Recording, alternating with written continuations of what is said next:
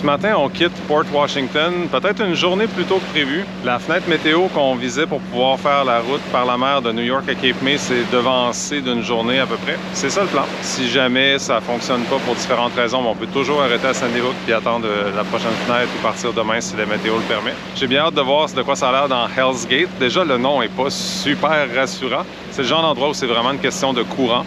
Il reste que je m'attends à ce que ce soit vraiment beau parce qu'on passe entre Manhattan et Brooklyn jusqu'à la baie de New York, où en fait on rejoint la route de tous ceux qui sont passés par le lac Champlain. Nous, on a fait ce que les gens appellent le grand tour en passant par la Nouvelle-Écosse. Rendu ici, on comprend pourquoi. Les gens nous disent qu'on est à peu près à maximum 2 semaines du lac Champlain. Donc on aurait pu faire ça pas mal plus rapidement, en 2 semaines au lieu de 2 mois. Alors voilà, pour ce matin, c'est New York qui est la vedette. Puis passer dedans en voilier, c'est quand même un moment que je trouve extraordinaire.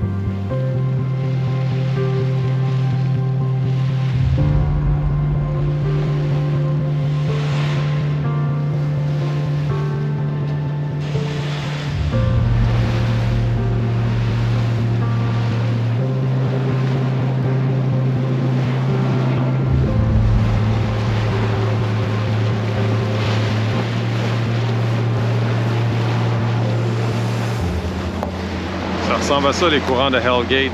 On avance vite, il y a du clapot un peu, quelques tourbillons, rien d'inquiétant.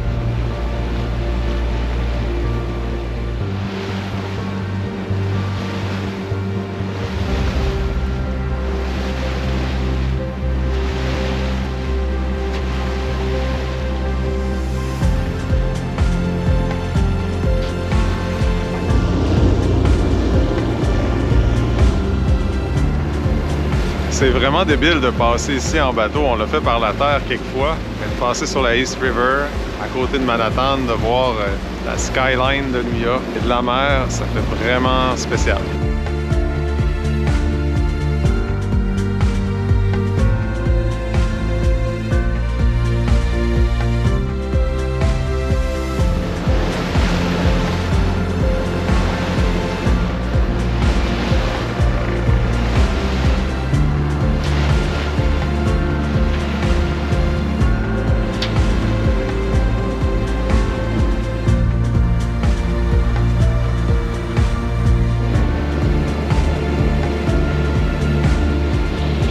Rendu au bout de l'île de Manhattan, c'est officiellement fini le grand tour.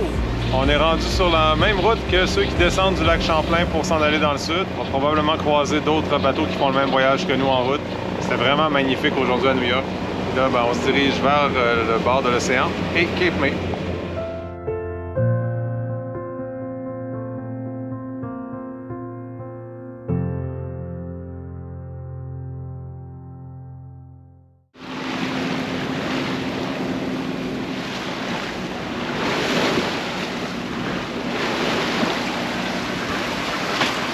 Dans notre traversée de New York vers Cape May, les conditions sont pires qu'on les a estimées, un peu comme toujours.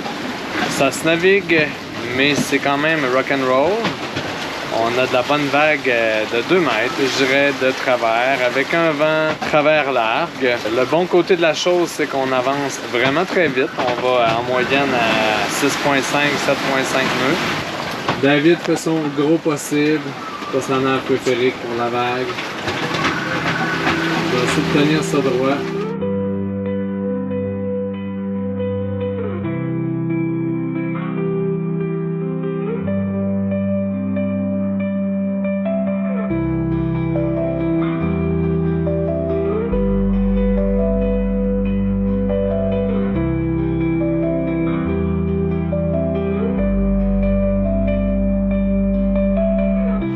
C'était pas la nuit que je m'attendais. On a eu de la vague en bip. Elle était aussi de travers avec un vent pas nécessairement dans le même angle. Quoique ça reste la meilleure fenêtre météo qu'on aurait pu avoir dans les 10 prochains jours. Mais ça brasse, ça affecte l'humeur de tout le monde. Je le pilote de tenue. Il a squeaké un peu, moins que d'habitude, mais bon, il a travaillé fort le pauvre. On rentre dans l'inlet de Cape May.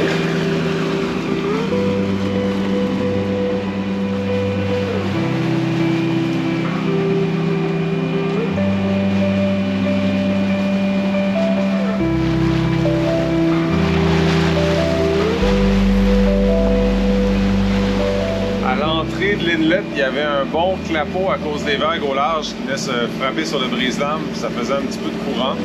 Mais une fois qu'on a passé le brise-lames, par exemple, l'eau est redevenue très très calme. Ça fait du bien après la nuit qu'on a passée.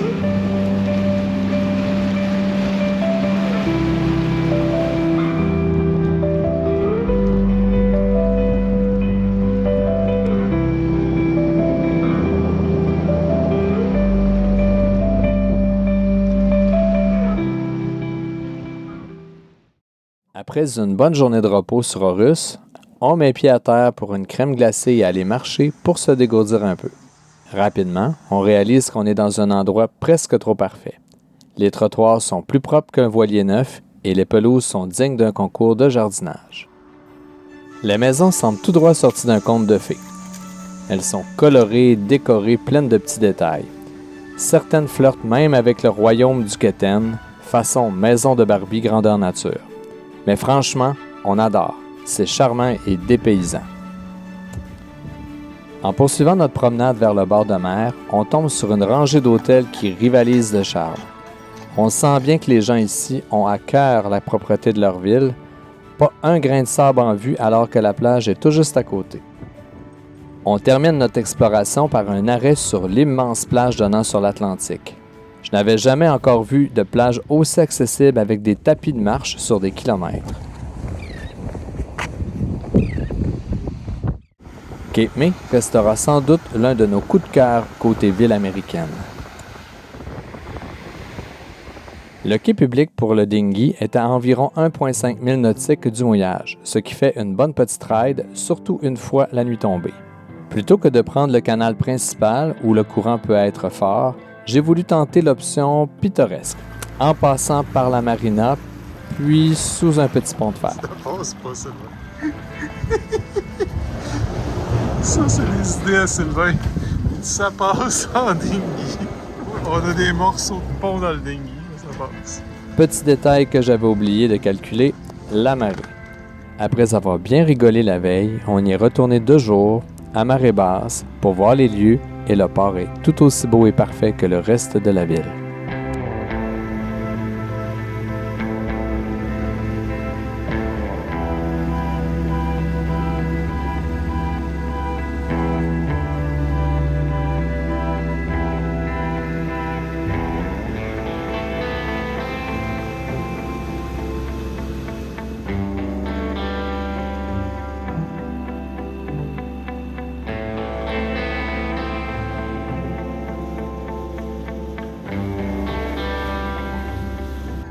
À notre 3e soirée à Cape May, on a décidé d'aller faire un tour à Wildwood pour se replonger dans les années 70-80 pas mal.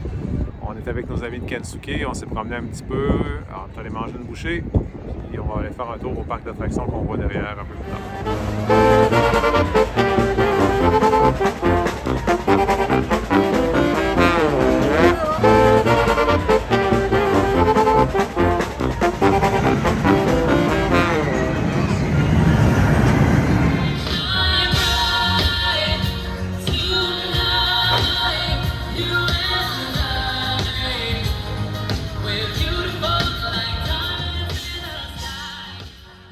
Dans le prochain épisode, on traverse la baie du Delaware pour rejoindre la magnifique baie de Chesapeake qu'on a bien hâte de voir. Paradis des voileux de la côte est américaine, on vous emmène dans plusieurs beaux mouillages sauvages et visiter Annapolis, juste à temps pour le mythique Boat Show. Merci de nous suivre. Si vous voulez embarquer avec nous dans l'aventure, abonnez-vous avec le beau gros piton à droite et laissez un commentaire si ça vous dit. À bientôt!